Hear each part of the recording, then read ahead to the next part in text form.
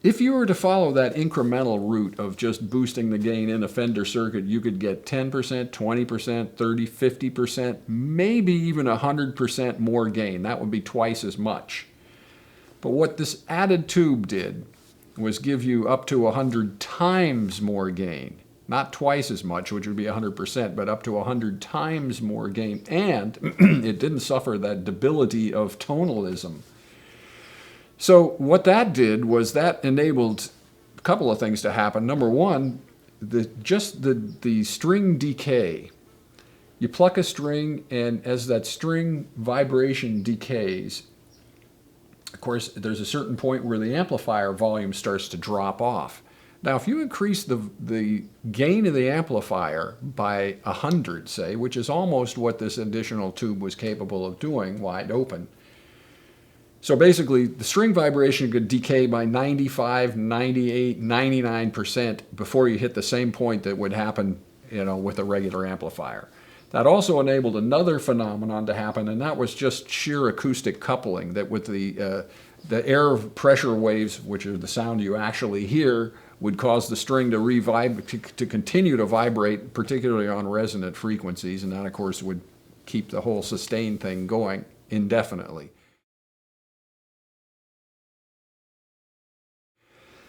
Well, once I heard this thing with Lee Michaels, what really popped into my mind was old Carlos Santana, the guy that never could get enough sustain up until that time. So I just couldn't wait to get out of Lee's place, because I really realized that we'd stumbled onto something pretty cool.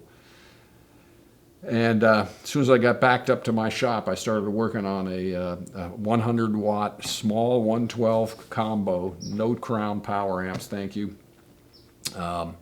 For old Carlos, and I managed to get that together just in time for him to record his great Abraxas album.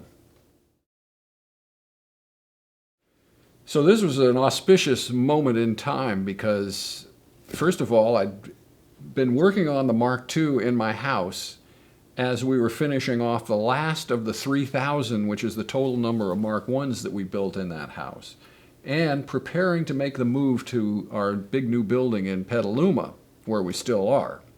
In fact, the day that we moved was 4th of July, 1980. And once we got things settled and reorganized there, we began making Mark IIs up there. So all the Mark I's were made in my house. Mark IIs and onward were made in what was my house, transported up into Petaluma, which was only like a 20-minute, 25 half-hour drive away or so. But it was an interesting moment in time because several things came together. Number one was, you could see the Mark I as a transition piece between the vintage era that had no high gain capabilities and was stuck with this, great amps. Mind you, I'm not capping on them. They had this problem of you couldn't separate drive characteristics from loudness.